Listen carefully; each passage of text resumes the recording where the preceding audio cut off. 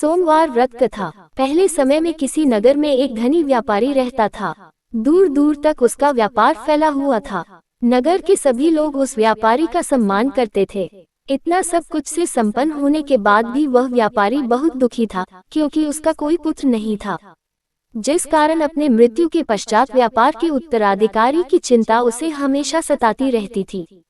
पुत्र प्राप्ति की इच्छा से व्यापारी प्रत्येक सोमवार भगवान शिव की व्रत पूजा किया करता था और शाम के समय शिव मंदिर में जाकर शिव जी के सामने घी का दीपक जलाया करता था। उसकी भक्ति देखकर मां पार्वती प्रसन्न हो गई और भगवान शिव से उस व्यापारी की मनोकामना पूर्ण करने का निवेदन किया। भगवान शिव बोले, इस संसार में सबको उसके कर्म के अनुसार फल की प्राप्ति होती है। जो प्राणी जैसा कर्म करते हैं उन्हें वैसा ही फल प्राप्त होता है। शिवजी द्वारा समझाने के बावजूद मां पार्वती नहीं मानी और उस व्यापारी की मनोकामना पूर्ति हेतु वे शिवजी से बार बार अनुरोध करती रही। अंततः माता के आग्रह को देखकर भगवान भोलेनाथ को उस व्यापारी को पुत्र प्राप्ति का वरदान देना पड़ा। वरदान देने के पश्चात भोलेनाथ मां पार्वती से बोले, आपके आग्रह पर मैंने पुत्र प्राप्ति का वरदान तो दे दिया, परंतु इसका ये पुत्र 16 वर्ष से अधिक समय तक जीवित नहीं रहेगा। उसी रात भगवान शिव उस व्यापारी के स्वप्न में आए और उसे पुत्र प्राप्ति का वरदान दिया और उसके पुत्र के 16 वर्ष तक जीवित रहने की भी बात बताई। भगवान के वरदान से व्यापारी को खुशी तो हुई, लेकिन पुत्र की अल्पायु की चिंता ने उस खुशी को नष्ट कर दिया। व्यापारी पहले की तरह सोमवार के दिन भगवान शिव का विधिवत व्रत करता रहा। कुछ महीनों के बाद उसके घर अति सुंदर बालक जन्म लिया। घर में खुशियां भर गई। बहुत धूमधाम से पुत्र जन्म का समारोह मनाया गया, परंतु व्यापारी को पुत्र जन्म की अधिक खुशी नहीं हुई, क्योंकि उसे पुत्र की अल्पायु के रहस्य का पता था। जब पुत्र 12 वर्ष का हुआ तो व्यापारी ने उसे उसके मामा के साथ पढ़ने के लिए वाराणसी भेज दिया। लड़का अपने मामा के साथ शिक्षा प्राप्ति हेतु चल दिया। रास्ते में जहाँ भी मामा भांजा विश्राम हेतु रुकते, वहीं यज्ञ करते और ब्राह्मणों को भोजन कराते। लंबी यात्रा के बाद मामा और भांजा एक नगर में पहुंचे। उस दिन नगर के राजा की कन्या का विवाह था, जिस कारण पूरे नगर को सजाया गया था। निश्चित समय पर बारात आ गई, लेकिन वर का पिता अपने बेटे के एक आंख से काने होने के कारण बहुत चिंतित था।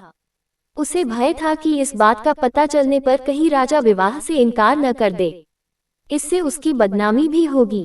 जब वर के पिता ने व्यापारी के पुत्र को देखा तो उसके मस्तिष्क में एक विचार आया। उसने सोचा, क्यों न इस लड़के को दूल्हा बनाकर राजकुमारी से विवाह करा दूं। विवाह के बाद इसको धन देकर विदा कर दूंगा और राजकुमारी को अपने नगर ले जाऊंगा। वर के पिता ने लड़के के मामा से इस संबंध में बात की। मामा ने धन मिलने के लालच में वर के पिता की बात स्वीकार कर ली। लड़के को दूल्हे का वस्त्र पहनाकर राजकुमारी से विवाह कर दिया गया। राजा ने बहुत सारा धन देकर राजकुमारी को विदा किया। शादी के बाद लड़का जब राजकुमारी से साथ लौट रहा था तो वह सच नहीं छिपा सका और उसने राजकुमारी के ओढ़नी पर लिख दिया, राजकुमारी, तुम्हारा विवाह मेरे साथ हुआ था। मैं तो वाराणसी पढ़ने के लिए जा रहा हूँ और अब तुम्हें जिस नवयुवक की पत्नी बनना पड़ेगा वह कान्हा है। जब राजकुमारी ने अपनी ओढ़नी पर लिखा हुआ पढ़ा तो उसने कान्हे लड़के के साथ जाने से इनकार कर दिया। राजा सब बातें जानकर राजकुमारी को महल में रख लिया। उधर लड़का अपने मामा के साथ वाराणसी पहुंच गया और गुरुकुल में पढ़ना शुरू कर दिया। जब उसकी आयु 16 वर्ष की हुई तो उसने यज्ञ किया। यज्ञ की समाप्ति पर ब्राह्मणों को भोजन कराया और खूब अन्न वस्त्र दान किए। रात को वह अपने शयन कक्ष में सो गया। शिव के वरदान के अनुसार शयनावस्था में ही उसके प्राण पखेरु उड़ गए। सूर्योदय पर मामा मृत भांजे को देखकर रोने पीटने लगा। आसपास के लोग भी एकत्र होकर दुख प्रकट करने लगे। लड़के के मामा के रोने विलाप करने के स्वर समीप से गुजरते हुए भगवान शिव और माता पार्वती भी सुने। पार्वती ने भगवान से कहा, प्राणनाथ, मुझे इसके रोने के स्वर सहन नहीं हो रहे।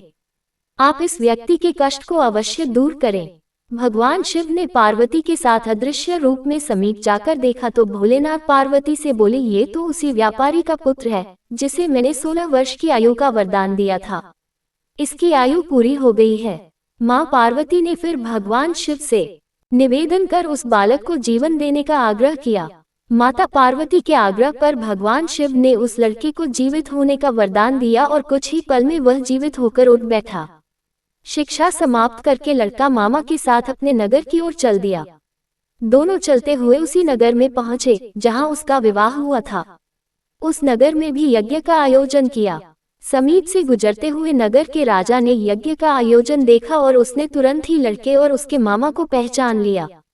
यज्ञ के समाप्त होने पर राजा मामा और लड़के को महल में ले गया और कुछ दिन उन्हें महल में रखकर बहुत सा धन, वस्त्र आदि देकर राजकुमारी के साथ विदा कर दिया। इधर भूखे प्यासे रहकर व्यापारी और उसकी पत्नी बेटे की प्रतीक्षा कर रहे थे। उन्होंने प्रतिज्ञा कर रखी थी कि यदि उन्हें अपने बेटे की मृत्यु का समाचार मिला तो दोनों अपने प्राण त्याग देंगे, परंतु जैसे ही उसने बेटे के जीवित वापस लौटने का समाचार सुना तो वह बहुत प्रसन्न हुआ। वह अपने पत्नी और मित्रों के साथ नगर के द्वार पर पहुंचा। अपने बेटे के विवाह का समाचार सुनकर पुत्रवधू राजकुमारी को देखकर उसकी खुशी का ठिकाना न रहा। उसी रात भगवान शिव ने व्यापारी के स्वप्न में आकर कहा, हे श्रेष्ठी, मैंने तेरे सोमवार के व्रत करने और व्रत कथा सुनने से प्रसन्न होकर तेरे पुत्र को लंबी आयु प्रदान की है। पुत्र की लंबी आयु जानकर व्यापारी बहुत प्रसन्न हुआ। सोमवार का व्रत करने से व्यापारी के घर में खुशियां लौट आईं। शास्त्रों में लिखा है कि जो स्त्री पुरुष सोमवार का विधिवत व्रत करते और व्रत कथा सुनते हैं उनकी सभी इच्छाएं पूरी होती हैं।